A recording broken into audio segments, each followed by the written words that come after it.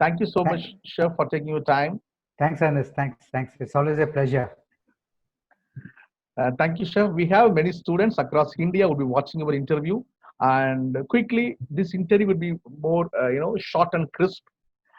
Quickly, we move to the questions. So before we have some questions. Before we move to the questions, I would like to share your experience. You have huge experience in the culinary world. So I would like to share your experience with our students and your success stories, how you achieved this level. Can you share with us, Chef? Over to you, Chef. Certainly. Uh, I started my career, as all of you guys have said, joined with hotel management institute. I am of IHM Chennai, 1992 batch. I was blessed and lucky enough to get selected as a management trainee with ITC Hotels. I joined ITC Hotels way back 1992, and I worked with ITC Hotels till 2011. Almost 21, 22 odd years I worked with them. During that tenure, I was the brand custodian for the Dakshin signature restaurants of theirs. And then I was the executive chef at the Kakatiya. Then I got transferred to Moria ITC Delhi. That's where I actually quit IT. Tried to come back to Hyderabad due to personal reasons. Joined Green Pulse as a corporate chef, and I worked with Green Park Hotels for almost 2.5 years. And first April 2014, I turned into entrepreneur and opened chain of restaurants called Simply South by Chef Chalpati Rao. So that's been my journey, and it's been a fantastic journey of 2.5 decades. Obviously, there's a lot of learning through this 2.5 years. What we learn from various people, superiors, peers, colleagues, and obviously different situations will teach you a lot. Different situations teach you a lot of different things. That's what how you gather your experience and move on in life. I thank you so much, Chef. Totally, we can agree with you because I started my career in ITC Park Sheraton, and we know how the Dakshin is very famous, and you are one of the most key role who played majorly for Dakshin, both Kakatiya and Maura. And thank you, Chef, for sharing your experience. Of course, 25 years. Now you are a leading culinary entrepreneur, and you are an inspiration for many now. Chef, what is the culinary journey? How you're enjoying your life as a chef? Please, why don't you share with us? Uh, I believe it's a very noble profession after doctors. Being very honest, we also wear white coat like doctors, and we also do a service, obviously with certain charges, but we also do a service. Feeding people is not a small job. It's a great thing, feeding. And the kind of palate you have across the cross section of people is different, and trying to match up to their palate every time when you produce something is the biggest challenge. Okay, and I have really thoroughly enjoyed my 2.5 decades of being as a chef, and I'm very proud to say that. Fine. Thank you, Chef. Thank you. Of course, chef life is the most enjoyable life and most honorable one, like a doctor, as you said. Mm. Chef, you were in ITC. You were playing a major role in a Dakshin. But what made you to become entrepreneur, and what was the idea behind Simply South? Over to you, Chef. Uh, Honest, as a youngster, everybody has a dream to own something of their own. Okay, and I was no different. Even I had the dream of owning something of my own. Yes, to pursue the dream, to work on achieving the dream was the duration. Certainly, yes, I appreciate that. As you rightly said, I was the brand custodian for Dakshins. That gave me a lot of opportunity, thanks to ITC, which has given me a lot of freedom to learn, do research, explore, develop yourself. All that helped me uh, to put everything into a perspective. And then obviously, as I said, everybody nurtures a dream. So I tried working on that dream, and believe me, Ernest, it's not been a very easy decision to move from a very comfortable zone of working in a hotels to become an entrepreneur suddenly. It's not a very comfortable this thing. But it took me almost 1.5 years to 1.5 years to be precise to take a decision to become entrepreneur. So you can understand you can imagine the amount of thought process which have gone into it, and things. Obviously, the family has to support you. You have a certain lifestyle. How do you manage it after being entrepreneur? Because it is like moving from a very comfortable zone to a very uncomfortable zone. When I was planning to turn into an entrepreneur, one of my friend who was already entrepreneur said one thing to me. Great, if you want to be an entrepreneur, join the gang. But I'll tell you one thing, chef. The thing is, there will be days when your wallet will not even have $10. There will be days when your wallet will be loaded. So that is what is entrepreneurship. If you're mentally prepared to embrace that and accept it, that's going to be life for you, then please join. And thanks to him, I certainly agree with him what he said. Thank you, chef. And adding to the same, chef, this answer would be more helpful for the students who want to try in the future. What are the challenges you have faced on facing, and how you overcame and how you are overcoming? Over to Uh, you. yeah, honest. ఊక అటు ఏం అవసరం లేదు చెప్పు. Honest. ఊకే ఎందుకు అంటున్నావు అటు? I personally feel. Sorry, chef. No, Yes, no problem. I yes, can carry understand. on, chef. I certainly feel that when you have a dream, to pursue the dream, you should have passion. You need to have fire in your belly to achieve that. And if you are focused to do that, then you can certainly achieve your dream, is what I say. Two things. First, you dream what you want to be. Then you should have the fire in your belly. That's what I call passion. Passion to drive to achieve the dream. These are the two things which should make you what you want to be. There's no shortcut to success, being very honest. There's no Thank you, shortcut to chef. success. Yes. You Exactly, chef. There's no shortcut to success. You need to you need to go through the grind to understand what it is. To give you some examples for the students to understand, when you're working in a hotel, if your cold room conked off, you will pick up the phone and you will ask your engineering department or the maintenance department to come and rectify. When you're an entrepreneur, you're one man army. You are your own valet, you are your own F&B manager, you are your own steward, you are your own chef, you are the own purchase manager. Everything you have to supervise yourself. That's a major difference I feel from a hotel, where if you require something, you go to purchase department and say, okay, I want this by evening, I don't know, how do you procure it? That's your problem. But here it is not. If I have to deliver, if my supplier or vendor is unable to give me, then I better go and buy it myself and get it, so these are the things. But it's a very it's a roller coaster ride, but you will certainly enjoy it. No regrets of turning into an entrepreneur. Thank you, chef. Thank you, chef. Adding to the previous question, what are the learnings you have implemented in Simply South, and how Simply South differs from other South Indian restaurants? Over to you, chef. Yeah, Ernest.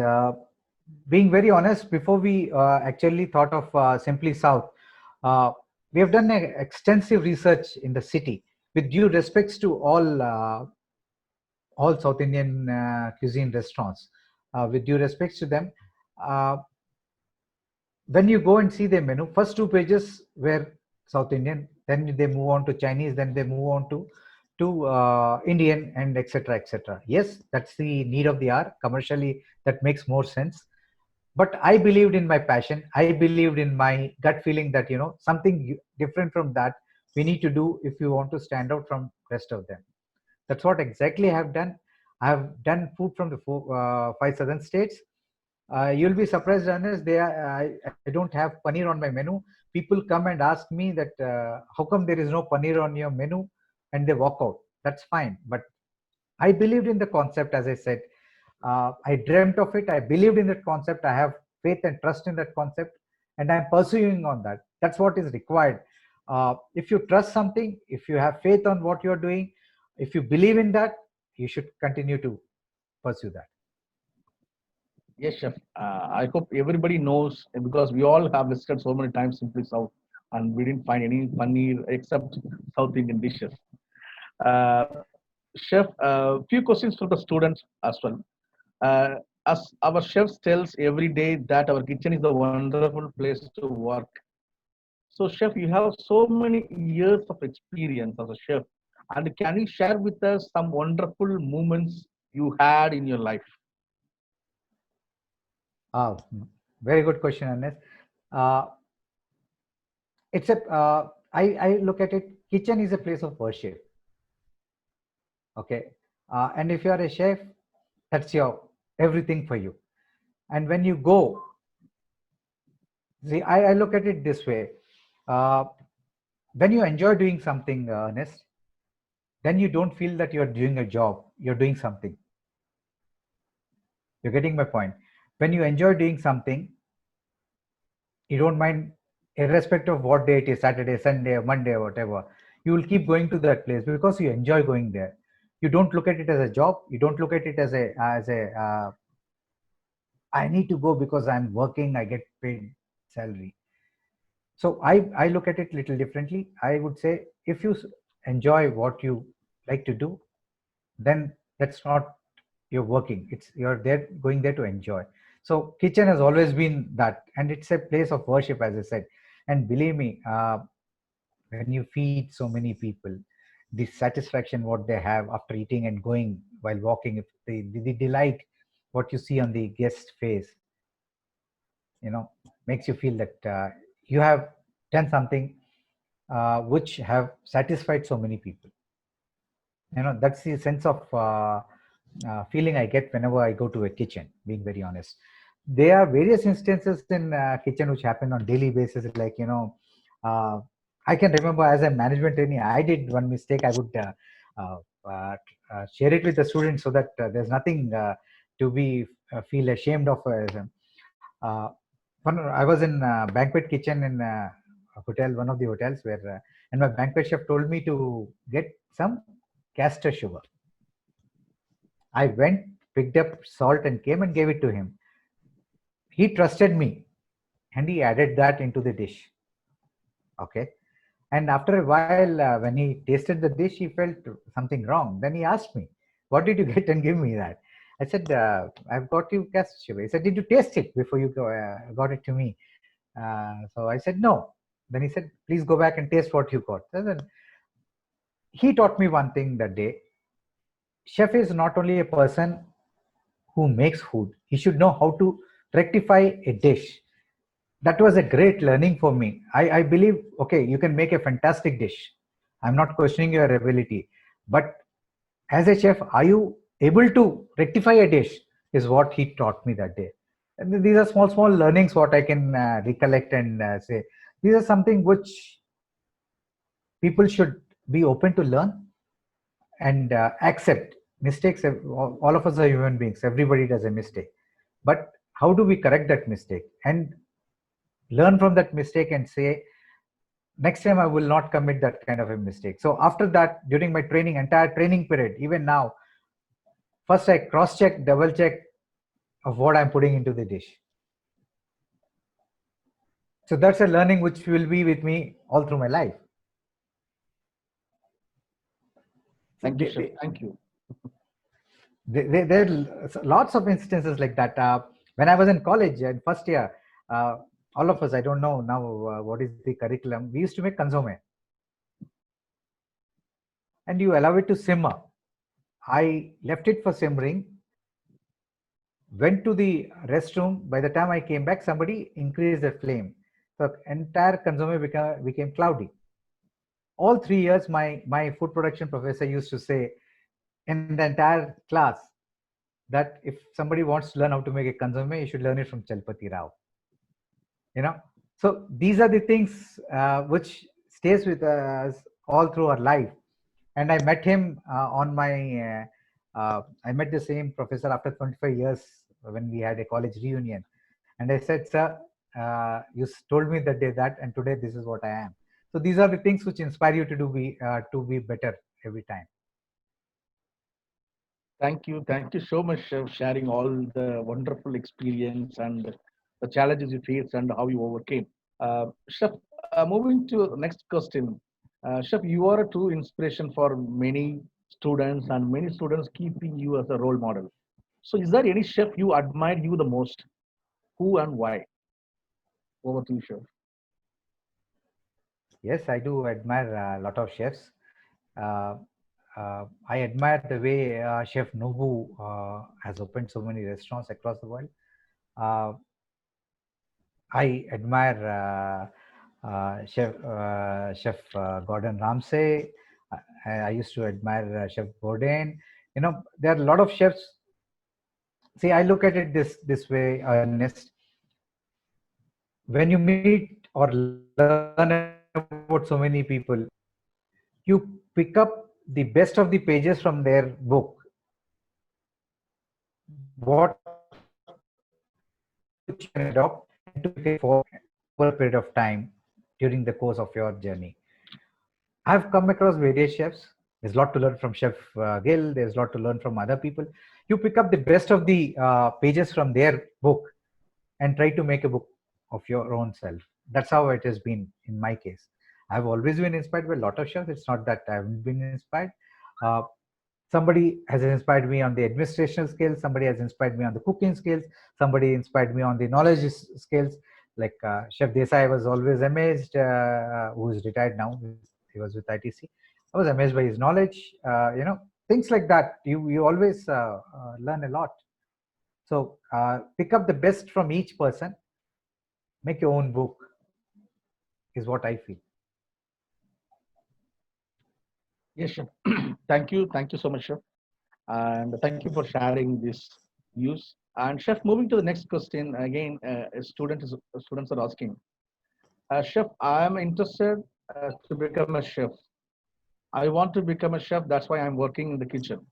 But sometimes when I see my other friends who works in front office, who works in other department, I seems to be that I'm working more than them, and I'm putting a lot of hard work. Sometimes it pulls me down, and I'm getting so tired. So how to motivate myself? Please share your idea and your advice. Who is this gentleman who has asked you if I can The know your Rajan name? Chauhan. Rajan Uh, Chauhan from second year. yeah, Rajan, you're in second year. Let me tell you one thing. There are four major subjects what usually you go through. One is food production, F&B service, front office, and housekeeping. Okay, you have decided to choose kitchen. Okay, as I said, there's no shortcut to success. You need to work hard to achieve what you want.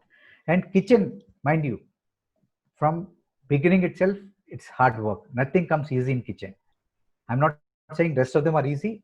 In any field, nothing is easy. Nothing comes onto the platter. Yes, kitchen is hard work, but you should not shy away from hard work at this age. If you put in hard work, you will reap the harvest few years down the line. Never compare yourself with your colleagues. There is no second Rajan. There is only one Rajan. So never compare yourself. And you, Rajan, are you there listening to me? Yes, he is Yes, there. sir. Yes, sir. Yeah, Rajan. So never compare yourself with others. You should always feel that you are unique in whatever you're doing, and never shy away from hard work. Never shy away from hard work. You might be putting extra 2 hours now or 3 hours right now. Maybe in the future, the roles will reverse. Who knows? You will be sitting extra 2-3 hours and they will be working. So don't get bogged down by these things. Rajan, please focus on what you're doing. And kitchen is a great great area to work, being very honest. Just I'm not saying that just because I'm a chef, but as I said, it's a place of worship. Imagine you're feeding so many people every day. That's the kind of satisfaction you'll get. I hope I have answered your question, Rajan. If you still have a doubt or a query, please go ahead and ask. I will answer your question. Thank you so much, Chef. Thank you so much. And Chef, of course, you might have done a lot of researches about these, the standard recipes and authentication of the cuisines in South India. So how you're maintaining the taste, the traditional taste, how you are maintaining in all the restaurants, wherever we go. What are the strategies you follow? How you are maintaining the traditional, the authentic taste of the South Indian cuisines? Okay. I my Ernest, my way of working is little different. After I go do my research work or whatever, for example, if I visited a region, let's talk about Chettinad. I've visited a region, I've tasted a couple of dishes. I would try to find through my friends, through known people, if I can get somebody who is from that region. Okay. I go to their families,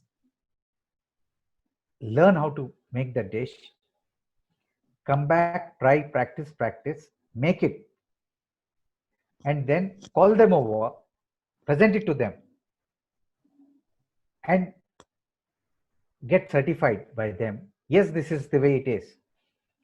And then once you have perfected that, then I try to train my people that this is the way it should be done.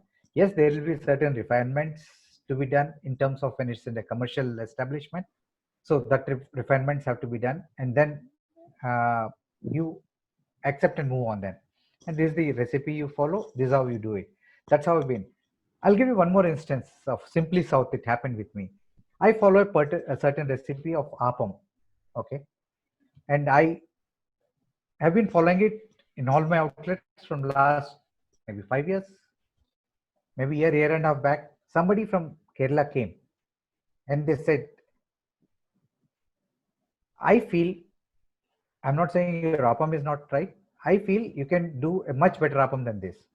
I asked them how and what. Then that lady shared a recipe. Okay. I tried it, worked on it. When they came through a known friends of mine, so I requested my friend to get them again and taste after the rectification of the recipe. And I've given them to taste. Then she said, yeah, this is tasting right. So that's a kind of a learning I get from people. It's not just what books teach or what I learn. All these kind of, even my own clients teach me that, this can be corrected. And this can taste much better because my grandmother or my mother used to make like this. Something is missing in this. Maybe chef, you work on this. All this feedback, what I get from my guests, help me to improve myself. That's how I look at it. Thank you, Chef. Thank you. Chef, another question from Yashwant, a student of second year. Chef, why the taste of the dishes changes from region to region? For example, if I taste Hyderabad biryani, Hyderabad is different taste, and if I taste in Delhi or some other place, it taste differs. And what matters for maintaining the taste? Over to you, Chef. Yashwant, good question. Let me tell you one thing. I personally believe, it's my personal belief, even the water makes a difference. If you take water from wherever you are, where do you stay, Yashwant? Yashwant? Are you there? Yes, he is here. Yeah, Yashwant, where do you stay? Yashwant, where are you staying? Okay, I think he's not on the line. He's there. I'm unmuting. Yashwant, are you there? Yes, sir. I'm here. Yeah, Yashwant, where do you stay? Hyderabad itself. Now, where in Hyderabad? In Dilshuk Nagar. Dilshuk Nagar. Let me give you an example. It might be the same Manjira water which is being supplied to you and people who your college in Gachibowli. But believe me, when you cook rice and see, maybe the in Dilshuk Nagar the rice will be same rice you take and cook. It will cook faster. Maybe it will be much whiter than what you cook here at the college. So I go to that extent to say that even the water makes a difference. Okay. Not only that, then the ingredients makes a difference. Okay. The quality of the ingredients is very important. That's why when you're standardizing a recipe, you need to choose ingredients, or maybe ingredients might be the same, a brand where they have everything in common. For example, a particular brand of salt you're choosing, the same brand of salt should be used when you're making it in Delhi also. That's how standardization is done. That's how KFCs and McDonald's have been successful in doing it. They do the bulk production at one place so that they can standardize the recipe. And they give you to that extent the standardization that if the French fries have to be fried for 3 minutes at this temperature in this oil, the guy standing at the fryer will do exactly the same. That is what standardization is all about. Coming back to why it doesn't taste, this is what I said, because everybody has their own way of making. Have you ever seen your mother weighing anything and putting? Yes, sir, I saw. No. Do they weigh anything and put while cooking? No, chef, but they know the exact quantity, how much we are putting in it. So what do you call that? It's experience, what I call. Yes, sir. And I believe in one thing, Yashwant. Cooking is a combination of science and art. This is for all students who are on the line. Please listen. Cooking is a combination of science and art. The science behind it is you should understand what is the role of each ingredient. To give you an example, if a cardamom is put at the beginning of a preparation of a dish, it will give you a different result. And the same cardamom, if you put at the fag end of a dish in a dessert, it gives you a very different taste. Okay, so that is, you need to understand the science behind each ingredient. The art part comes in here right now is how much you put when. That is the art. So cooking is a combination of science and art.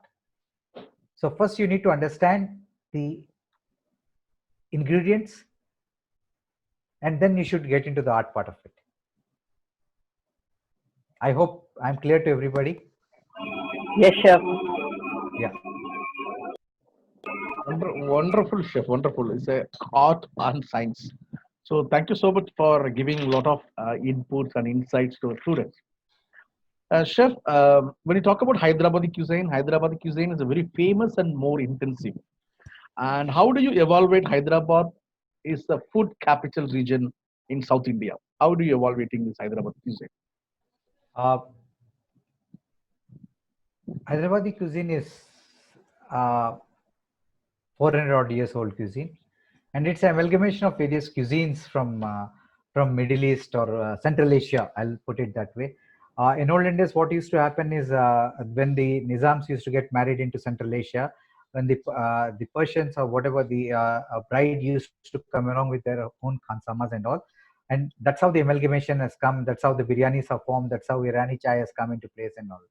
And over a period of time, being very honest, we have lost the sheen on Hyderabadi cuisine, but now is the right time to get it back, the sheen. What I tasted 25 years back when I moved into Hyderabad, I don't find those kind of dishes anymore now. But we need to work on it. Youngsters like Yashwant, Rajan, all of them need to work to get back that sheen to the Hyderabadi cuisine. There is plenty to offer in Hyderabadi cuisine, but we end up talking about only biryani. There's more than biryani to Hyderabad. There's more than lukmi to Hyderabad. There's more than halim to Hyderabad. Okay, so we need to get and work on it to get the sheen back. And with the GI tag, what we have got, it's going to be a much better role, much better efforts from all of us will get the sheen back what was missing. There is plenty to offer. It's a great cuisine. Plenty to offer. We need to work to showcase all that. Similarly with Telangana cuisine, Now Telangana cuisine is becoming popular. All of us have a role to play. Not only us, the media has a role to play. I'll give you a small example of Chinese cuisine for youngsters. All of us eat Chinese cuisine, yes? Yes, chef. The Chinese knew the art of making the cuisine popular. They hyped their cuisine. Somewhere we Indians lacked it. We need to learn how to showcase our food, present our food to the world. Somewhere we didn't know how to market our food. There is so much of repertoire to offer from each region of India. It's unbelievable. But we didn't know how to market our food. If you go abroad and you ask them, they don't even know there is something like South Indian cuisine is also there in Indian. They know butter chicken tikka masala, okay, which is a national dish for UK now. Yes, chef. Yeah, so it's moved from us. Okay, uh, uh, that's what I said. Somewhere we don't know how to market ourselves, but we have plenty to offer. So you guys have a huge role to play in all these things, as future chefs or whatever you were guys going to choose. And then there's a lot for you to guys to work on it. We will do certainly our best. We are trying to do our best to get it there, but you guys have to take it forward. Yes, chef. Thank you so much. Thank you so much for the the ideas and advice and input. Chef, there is a one question from Akash Gupta who is pursuing second year in IHM Hyderabad. Very simple question. How do you get motivated yourself when you get low down, chef? As I said earlier, also, I'll repeat the same thing for you for your this thing, Akash. Uh, don't look at it as a job or anything. Look at it something which you enjoy. For example, if you enjoy playing cricket, you don't look at it as a job or something. Okay. Similarly, if you are focusing and feeling that I'm enjoying doing something, you pursue that. Then you won't feel that you're doing a job. That's how you need to fine tune yourself to get better things in life.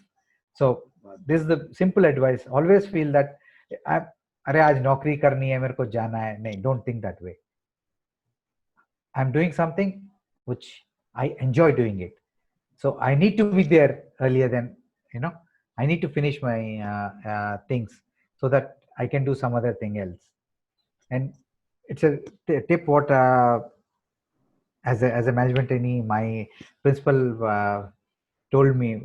We went one day to him and said, so after working in the hotel coming back we are unable to finish our projects in time. So would we all went to him and requested him, sir, would you extend the time to submit our projects by 2-3 days so that we can give the projects. He said, no, you're soldiers, you're like soldiers of an army, you cannot do that. He said, convert your 24 hours into 26 hours, you'll be able to finish your projects. So these are the kind of motivation things they used to tell us, to pursue, to push you to deliver. And we delivered.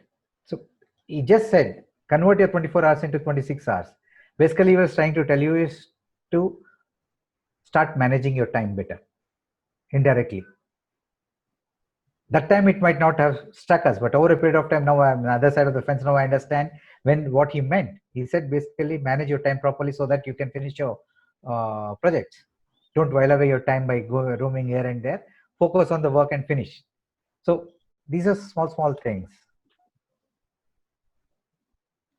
Thank you, chef. Thank you so much. And chef, there is a question from Vishnu, who's currently pursuing third year. He's a kitchen student. Very simple question, chef. What is your favorite cuisine, and which is the most favorite dish you want to make it every time? What is your signature dish, chef? Well, being very honest, that couple of things to it, I'll add to it. I personally feel after seeing so much of food as a chef, when you actually sit to eat, you eat the simplest of the dishes. I would prefer to have a curd rice with pickle, being very honest. because when you see so much of food that you don't want to actually eat something like that. Coming to my favorite cuisine, certainly Lebanese is one thing. I love that cuisine, Mediterranean and Lebanese. More focus on the Lebanese because I had been. I often used to go to Middle East. Now I've reduced. Uh, I got opportunity to taste best of the Lebanese food, so I've eaten great Lebanese food. I really enjoy Lebanese food. Okay, uh, being what is my USP kind of a thing. It's like asking a mother, which kid do you like the most? Because we all should feel, we all should say, whenever we make, that's the best dish we made. Because it has your signature, it has Ashwant's signature, it has Rajan's signature, it has a Akshay Gupta signature and things like that. So whatever you make, it's the best. So it's like asking a mother, which kid do you like the most? It's unfair to ask a mother to point out a finger. Yeah, Ernest? Yes, chef, very much. Absolutely, chef, exactly. Chef, quickly, we have come to the end of the sessions. This question is out of the box. And chef, what is the future roadmap for the Simply South? Uh, being very honest, I would like to share openly. There's nothing to hide. We were supposed to open by this time, we were supposed to be functional in Singapore. Okay. Because we all know what we are going through right now. So I don't know when that will happen. We are hopeful by end of this year. We were planning to open one branch in Singapore. Now it's like restart everything, be it all restaurants, standalones, whatever. It's like restarting your entire business again, kind of a thing. You need to relook at your menus. You need to relook at your staffing because a lot of people would have gone back. Some might come back, some might not come back. I don't know. It's too early right now, but so you need to. It's like getting back to the drawing board again to start fresh. That's the thing you need to do. But I'll tell you one thing: food is something which is so basic to all human beings, and not only human beings, everybody. This industry will bounce back. It will take little time, but it will come back with bang.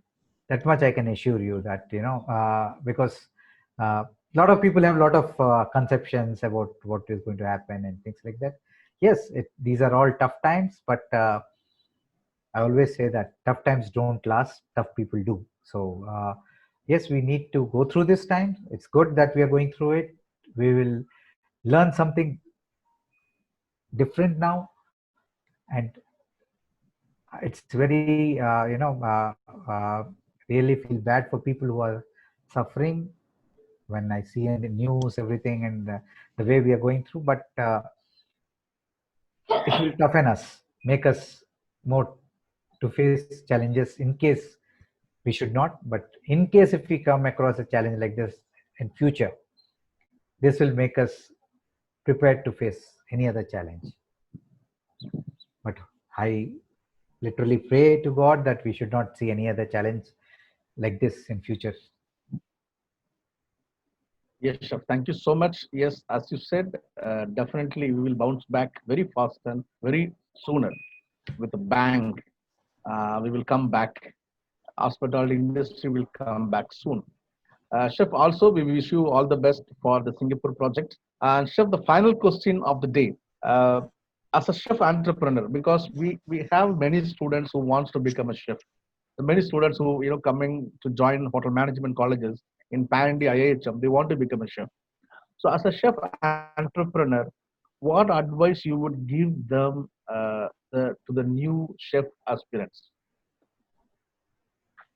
So basically, you're saying that who wants to be a chef, what advice I will share with them? Yes, and also if they want to become a chef entrepreneur in the future, so what is the advice you will give to them?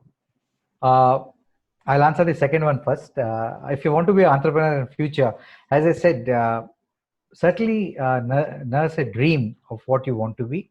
I'm not saying that it has to be entrepreneur. It can whatever you want to be.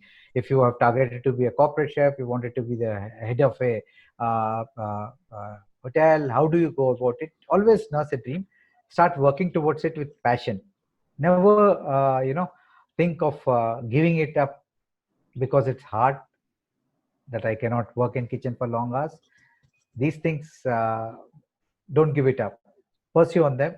You will certainly reach the goal what you want. It varies from, as I said, no two persons are the same.